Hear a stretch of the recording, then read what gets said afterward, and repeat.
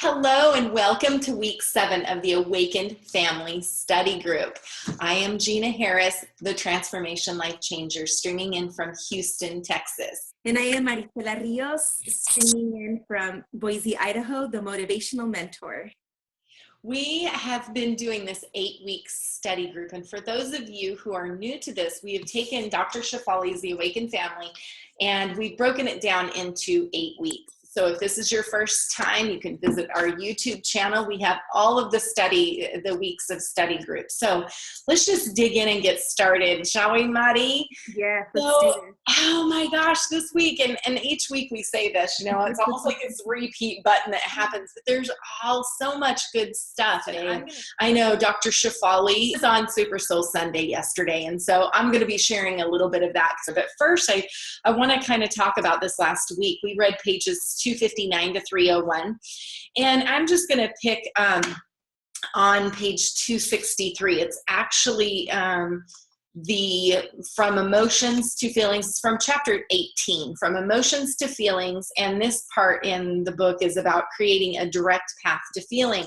So she talks about, managing feelings is one of the hardest things to master, especially when we are experiencing fear. What does feeling our fear look like in practice?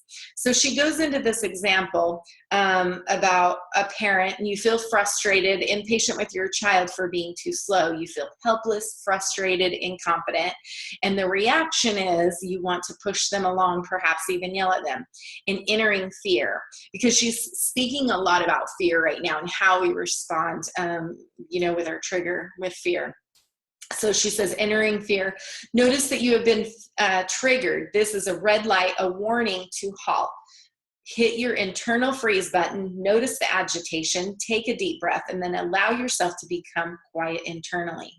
If necessary, leave the room, examine your fear by asking, and she goes through all of these questions. I won't read them all, but they're like, what am I afraid will happen? Is that really such a bad thing? My fear is natural and normal. All of those sorts of things. So the reason I felt really drawn to, sharing this is because, Mari, you know that this is actually a process that I teach people in my coaching practice. And it is really about, even bigger than fear, when you have any kind of emotional reaction that isn't really serving you in the moment, it's really about sitting back, taking that deep breath, kind of evaluating what's really going on. And so that really stood out to me because, Mari, I will tell you that it's easier to do it in general life when we have adults triggering us. But where as a parent, and I'll go back to why I'm sharing part of Super Soul Sunday also, because in Super Soul Sunday, and I think she speaks about it in the book, but our children come into the world and we're told right off the get-go, they're your child. And she even said, there's nothing wrong with saying, they're our children. But there's the point of there are children into our children and actually owning them. And so, the expectations on our children and all of that gets kind of muddled in there. And so, like I said, it's easier for us as even conscious people that we're out there noticing it in our life and even, being triggered in other areas, but not as much as a parent. And I really do think it goes back to that programming of, kind of having that kind of dominance and control. And I don't like to use those words, but I guess for lack of better words of describing it, really it is about, that role that we have been conditioned to play. Well, I really resonated with what you said about owning our children. And that alone right there is something to really think about, because you said it, she said it in Super Soul Sunday, and you're talking about it, how we, there are children that are having this possessive form, and going back to what you're talking about, the controlling. So my question is how do you separate from that when you're thinking of the dynamics of a culture and, what's deeply embedded within us, and saying, well, wait, they are my children, and I'm going to dominate and make sure that they are being taken care of. How do you reconcile with what's already embedded in you, and then this new awareness, this new awakenedness that she's talking about? And that's kind of where I just sit back and go, okay, this is, because I thought about this, and there's actually a song, I might have to look for it and post it in our group, but it's so beautifully written how our children, they've come here to be who they are, and it's not for us to own them. Yeah. So it's something to think about. Yeah. And you're right. I think this is all about a new process, right? Because if you think about it, it goes back so far, because I've even processed like how I respond is how my mom responded, and she responds how her mom, and it just, where does it stop, right? Where is it to the point that we actually can stop and say, okay, just because I was taught that way doesn't mean, and I've actually had to go through that process, because I think most of us in the generation have been all kind of taught the same way. We get spankings or pow-pows, we get the discipline, we get that force and control, yet when our children display that, we wonder why they're displaying it. And it's all that learned patterned behavior. So what was your trigger point this week, Maddie? Well, it's so interesting because I think there's a connection here where you're talking about the fear. And mine was on page 286, starting at page 286, where it says how to empathically address the realities of life. And she says, what if my child experiences feelings I don't have a solution for, such as they don't want to go to school, yet they have to? Do I allow them to sit with what they are feeling? Do I empathize with their desire to stay at home? What is going to solve anything? So it's important to realize that we're not talking about raising our children in a bubble or feeling to the exclusion of living in the world. Rather, the challenge is to help our children understand and negotiate their feelings. Their feelings rule them all the time anyway. They just don't know it, and we don't see it. And I really like how she lays this out about allowing the children to feel the feelings. And I think it's perfectly fine for us to go through the emotions, like even us as adults, feel the feelings. And you talk about this consistently in the work that you've done, Gina. Feel the feelings, don't put it away, let it arise. We do that as adults, so why wouldn't we allow a child to do that? And she talks a lot about the anxiousness that kids feel. And sometimes they want to put it away. You're not anxious, you're fine, you're okay, take a deep breath, let's move forward.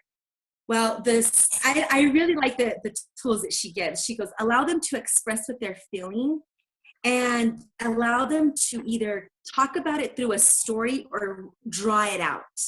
And then you can share a story from your childhood and tell them how you feel. But we are allowing this space to create where they can express what they are feeling. And we are teaching them at a young age that it's okay to have feelings of fear, of anxiety, of sadness, of being mad. It's perfectly normal and okay. It's their feeling. We're honoring it. We're allowing a space to happen, and also not shoving that fear or that feeling. Let me backtrack. We're not saying let's put this feeling away and move forward. And I think that's like a whole retraining of the program, programming of the mind. But I really resonated with this because I like tools. Okay, I have a 3-year-old. What can I do right now, right here? And I think she just lays it out really good. So having this conscious approach of what we're doing, and doing it collaboratively, and not telling your child, no, you can't have that feeling, but honoring where they are coming from. So that was it's going to be my pivotal moment too. Oh, that's awesome. And, I'm thinking of, I can give so many examples where, with Brock and Brittany a long time ago, how I would, yes, you kind of want to just, make them better so that there's peace. Or, I'm thinking of a scenario, and actually remembering one time feeling a little bit embarrassed because we were in the store and one of them started acting out and having a meltdown, and you're too quick to quiet them down, because you're more concerned about everyone else, right? And I know every parent has had to be put in that kind of embarrassing moment. But the exciting thing is for me that we're reaching other parents, and just like Dr. Shefali says, it's actually a movement in changing the way people have been programmed. and knowing that there's a different way. And, when we think about it, even in our life path, we know that there's not just one way for the direct answer. Yet in parenting, it seems like we all have been collectively sharing in this muddle of unhealthy patterns, and being okay with it. So, gosh, Maddie, that was a really good part. You're right. That was a really pivotal moment in this week's reading. And something that I also wanted to share on Super Soul Sunday and kind of get your perspective too.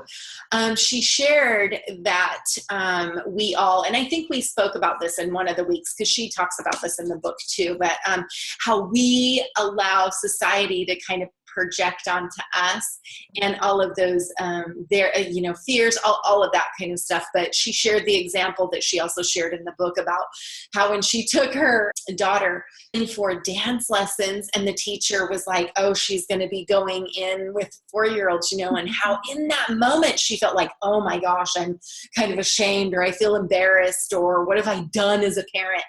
And I know most of us parents have kind of been there where we're like, feel, okay, have I done something wrong? And I'm going to share with you, Madi, and my new decisions about vaccinations and even waiting to enroll Jabril into school.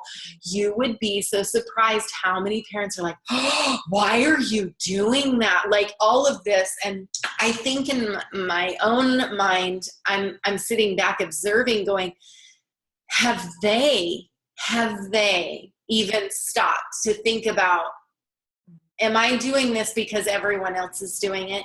Mm-hmm. Am I doing that just because someone who knows how far back has said that this is what we're supposed to be doing? Yet they're feeling that nudge of going, is this something I'm supposed to be doing as a parent? And before I pass it to you, because I'm sure you're going to have a lot, Oprah had actually shared right after, and it got to me. This was, I'm getting goosebumps right now because it was so pivotal. It brought tears to her eyes, and she said how she, because she has a school, I forgot, over in Africa or somewhere, with all of her adopted daughters, and how she was really noticed that she was projecting because she wanted so much for her own childhood, that she was projecting onto her daughter, and that might not have been what her daughter wanted, but she realized in that moment, it was kind of that realization of, oh my gosh, I'm projecting onto my daughter. And I see all of this society projecting onto us projecting onto our kids, like this whole pattern going on. No, not in any place stopping and taking a step back and breathing through the process. What I was reading on page 263, taking that moment of sitting back and breathing and asking yourself some questions. So I really resonated with a lot of what you said. And going back to the cultural component, I also noticed that when you're such a close-knit family, there's these expectations, like this is the way we've always done it. And like you said, our children go to school at this certain age. This is what we do because as a society, as a culture, we have always done. And I completely understand with some of the decisions that I've made, getting that pushback. And then I'm asking myself, okay, why do I feel this way? And I feel this way because I'm, in a sense, the underdog. And sometimes it's really hard to be that person, to be different. But you said something very important. It's asking ourselves those deep questions and not just going with the flow because that's the way it always has been. But saying, if I'm going to do this for my child, why am I doing it, and getting to the root of it? Because society is telling me, or because I truly feel in my heart that's in the best interest of my child. So thank you for bringing that out. I really connected with a lot of what you said. And I love that you said, what is in the best interest for my child, because I think, Maddie, that's huge. If everyone took a step back and said, am I purging my stuff on? Am I purging other people's stuff on? Or is this really, truly in the best interest of my child? We might have all different outcomes for many, many people, even in our school system. And that's a whole other show that we can talk about. And that's, something I hope Dr. Shefali digs into, is our school system and that kind of change.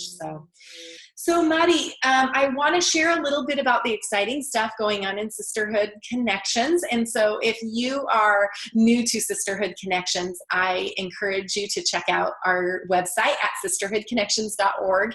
We do have each and every Sunday, 7:30 p.m.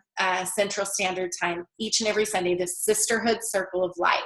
And so this is actually open to not only our community of women, but also just anyone who wants to join, male, female, child, whoever needs that light in their life. And I know we try to keep it at around 15 minutes. Teresa Rudd is typically our host, and she does a phenomenal job. I know we had it last night and we went a little over, but it was really, really good. And what we do is we place a lot of people who have been asking for prayers, asking for love, asking for light. As we know, as individually, we are a drop, but together we're an ocean. So if it's calling you, please check it out on our website. We have our monthly laughter yoga session. Carol, my dear friend, and I, we do these sessions the 20th of every single month, starting at 7 p.m. Mountain Standard Time. It's approximately 30 minutes. And as part of Sisterhood Connections, we created some videos to explain what laughter yoga is. You may be asking, what is this? So we explain a little bit of the history, some exercises, and then also the benefits that you can get, as such as feeling more relaxed and a better state of mind. So there's a lot of health benefits in addition to the great things that laughter yoga offers. So we're going to have that the 20th of this month. And it's also teleconference, so you can join us anywhere. Everyone is welcome to do it. And just plug in with the phone number, and we will be waiting for you. So the 20th of this month, we will see you. I love it. And I look forward to our laughter sessions each month. It's a good way to naturally get those endorphins in our bodies. So also, I wanted to speak a little bit about our sister show, Maricela, we announced just this month. It was so exciting. This last Saturday, we brought you onto as a host onto our sister show, and it was a lot of fun. And I look forward to the future in bringing these conscious conversations on hot and current topics. So check us out. Again, you can find all of this on our YouTube channel under Sisterhood Connections. We'd love you to subscribe so you can not miss a thing. So do you have any final or closing thoughts for our viewers today? I would just say being mindful of everything that we do, especially our triggers. And one thing that she mentioned is when we have those moments of chaos, taking a deep breath, but also when our children are going through their feelings, allowing us, going back to allowing a space for them, connecting with them, and also making eye contact. So that for me was very important, to making that eye contact with my child. And I think when there's eye contact, there's a beautiful bond that can happen, and we see things in a different way. And I'm so glad you said that, because that is huge. There's something to be said about even looking in the mirror and looking at our own eyes, that deep soul connection. And something I do with Jabril, I have a bar in my kitchen, and if I really need his attention, I know he's kind of going 100 miles an hour because he's a very active, busy 5-year-old. But if I really need to get his attention and have him look at me, and I'm not sure where I picked this up at, but instead of me looking down at him, I set him up on the bar so that he's now looking down at me. And already I feel his kind of energy, everything kind of shift, just doing that small little thing and us making eye contact. So thank you for sharing that. I think for me, that little thing has been huge, because I know if he's not paying attention, I can do that, and immediately he's focused, and we both, I make it lighthearted, but yet get to the point of what I need to say to him. And I guess my final little tidbits or notes for our audience is also about really stepping back and breathing, even if you have to remove yourself out of the room. And I've told my clients that, I can't tell you how many times, even in relationships with their spouse. It's like, before it gets to that unhealthy place, just remove yourself, because now you're speaking completely out of ego. And it now is no longer about the situation. It now is all the emotions. And I always use the Go-Gurt analogy, the Go-Gurts that you get, and, it's just back and forth, back and forth, back and forth, and you're not getting anywhere. And then things are said that can't be, taken back. And certainly children remember.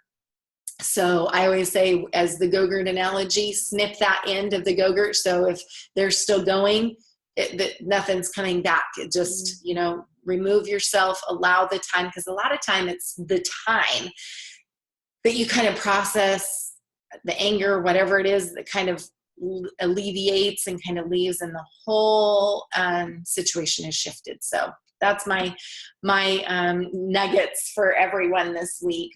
And so next week is week 8. Maddie, can you believe we're done after next week? This has been so incredibly good. And who knows, maybe we'll review her other books. That would be fun. So we are in week 8. We're going to read pages 302 to 338. And for those of you who may be seeing this on the YouTube channel and really interested, again, it's Dr. Shefali's The Awakened Family book. You can get this at any book retailer. You can buy it on Amazon. And you can even, I've got a couple of moms, they went to the library. I'm sure there's probably going to be a waiting list. One of the moms, she had to wait a few weeks, so she's in the study group, had to get caught up. But I highly recommend this. Just go back to week 1 and watch all the videos, and we're here to kind of give you our feedback, and we're hoping that it is bringing light into your life as a family and as a parent. And so I'm sending love from my heart to yours, Muddy, and everyone who's watching now or in the future. And so until next time, friends, be blissful.